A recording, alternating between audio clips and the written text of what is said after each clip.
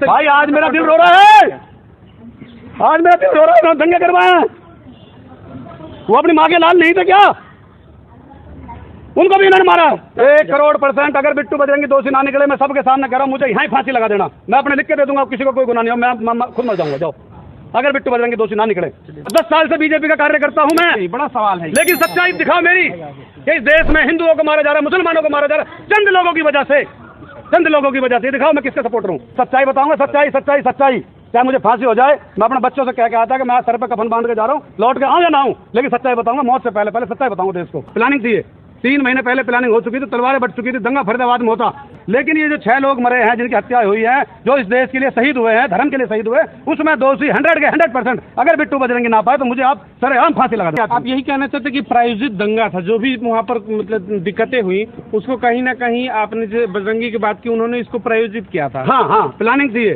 3 महीने पहले प्लानिंग हो चुकी थी, तलवारें बट चुकी थी, दंगा फरीदाबाद में होता। मुझसे फेसबुक के जरिए से कि इसको, इस जिहादी को पेट्रोल डाल के आग लगा देंगे। हम डीसीपी कमिश्नर साहब और डीसीपी साहब के पास जब गए थे कंप्लेंट देने, तो इस दूसरे दिन इसके साथ ही कहता है कि हम इस जिहादी को, हमसे जिहादी बोलते हैं लोग, कि भाई जिहादी को हम पेट्रोल डाल के आग लगा देंगे। वो वीडियो, वो फोटो मेरे पास है। आपको धमकी दी गई थी? मेरे को जान से मारने, पेट्रोल डाल के आग लगा देंगे, ये बोला था मेरे को। मेरे पास वो प्रूफ है उसका। भाई साहब देखो, मैं हाथ जोड़ के कह रहा हूँ, अल्लाह के वास्ते, भगवान के वास्ते, कि इस बात को खोलो कि असली दोषी कौन है। ना हिंदू दोषी, ना मुसलमान दोषी, ना सिख दोषी, ना ईसाई दोषी है। दोषी कुछ जालिम छुपे हुए हैं, जो आज कौन सी न्यूज होती है बड़ी वाली, नेशनल मीडिया के सामने आ रहा है भगवा पैर के। कभी उसके जिंदगी में नहीं पैरा उसने, 6 महीने में तो नहाता है वो क्या मंदिर में पूजा करेगा। मैं मोनू मानेसर को नहीं जानता, मैं मोनू मानेसर के बारे में नहीं कहूँगा। एक अशोक बाबा है, मैं उसके बारे में जानता हूँ, वो सिर्फ पर्सनली, कि उसका एक अंदर से जो विचार है, वो कभी किसी को परेशान नहीं करता। उसने गोली चलाई है, वो क्यों चलाई है, वो जाने, पुलिस जाने। मैं बाबा को जानता हूँ, जो अशोक बाबा है, फरीदाबाद का है, बल्लभगढ़ का वो लड़का, ठीक है भाई साहब। मैं उसके बारे में ये नहीं कहूँगा कि वो आतंकवादी है, वो फलाना नहीं। उसने गोली चलाई, क्यों चलाई। लेकिन ये जो 6 लोग मरे हैं, जिनकी हत्या हुई है, जो इस देश के लिए शहीद हुए हैं, धर्म के लिए शहीद हुए, उसमें दोषी 100% अगर बिट्टू बजरंगी ना पाए तो मुझे आप सरेआम फांसी लगा देना। मैं चैलेंज के साथ कहता हूँ, इसकी तफ्तीश कराई जाए बस, क्योंकि मुझे पता है इस देश के अंदर, बिट्टू को पता है कि दंगा हुआ किस बात पे है। मतलब फरीदाबाद से आपके प्रयास से रुका, लेकिन उसके फरीदाबाद में बड़े भाई नूह तक मामला पहुंच गया, उसी के जरिए नूह पे इनको मालूम हुआ था कि शोभा यात्रा निकलने वाली है। शोभा यात्रा वहाँ जो निकलती थी 2-4 साल से जो निकल रही है, वो नॉर्मल तरीके से, जो हमारे हिंदू भाई थे वो वहाँ पे पूजा करते थे, और मुसलमान भाई उनकी सेवा करते थे। ऐसा नहीं है कि मुसलमान को पाकिस्तान से आगे बम फेंक गया, कोई दुनिया के कहीं और आतंकवादी देशों से आगे बम फेंक गया, ऐसा कुछ नहीं था।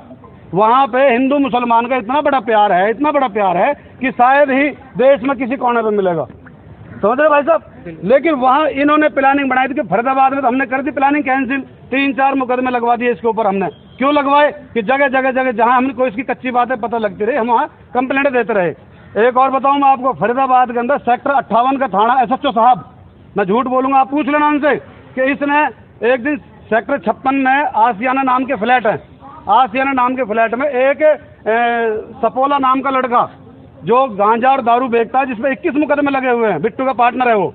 उस सपोला नाम के लड़के ने एक मुस्लिम टेम्पू चलाने वाले लड़के के हाथ और पैर तोड़ दिए, और उसको दंगे का रूप दे दिया कि जल्दी आ जाओ। फेसबुक पे डाला इसने कि भाई हो जल्दी आ जाओ, मुसलमानों से हिंदुओं का झगड़ा हो गया, जबकि एक गांजा बेचने वाले का टेम्पू चलाने वाले झगड़ा हुआ। तो हम उसके उस बात को लेकर हम पहुंचे यहाँ पे अपने NIT तनेजा जी, जो तनेजा साहब है हमारे NIT के ACP साहब, हम ACP साहब के पास पहुंचे वहाँ कि साहब इस तरीके से अभी लाइव वीडियो डाली है इसने। तो 58 सेक्टर थाने इंचार्ज ने उसको बुलाकर उसकी वीडियो डिलीट कराई कि कोई दंगा नहीं होगा यहाँ पे।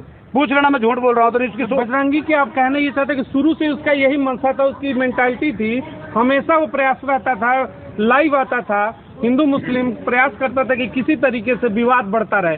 तमाम लाइव वीडियो भी उसने डाली थी। बड़े भाई देखो, उसकी अगर आप सारी वीडियो डिलीट मार दी उसने, उसे पता है कि मेरे सारे पॉइंट फंसने वाले हैं, तो अगर ये तो साइबर का काम है, साइबर उसकी दोबारा वीडियो निकाले, और एक भी वीडियो में उसने अगर भाईचारे की बात करी हो ना, तो मुझे फांसी दे देना।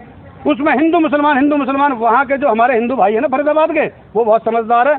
इसके साथ कोई हिंदू मुसलमान फरीदाबाद का नहीं जुड़ा हुआ, इसके साथ वो जुड़े हैं जो गांजा बेचते हैं, जो दारूबाज हैं, समझ रहे हो, जो नशेड़ी टाइप के हैं, उन लोगों को उकसा के, क्योंकि ये मेहनत बहुत दिनों चल रही थी, एक दिन की मेहनत नहीं है ये। तो शोभा यात्रा को जहाँ 1500 आदमी जाते थे, वहाँ 20,000 आदमी पहुँच गए।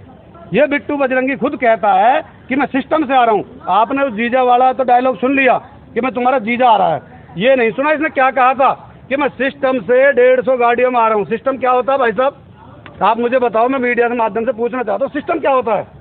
सिस्टम ये होता है कि मैं पूरे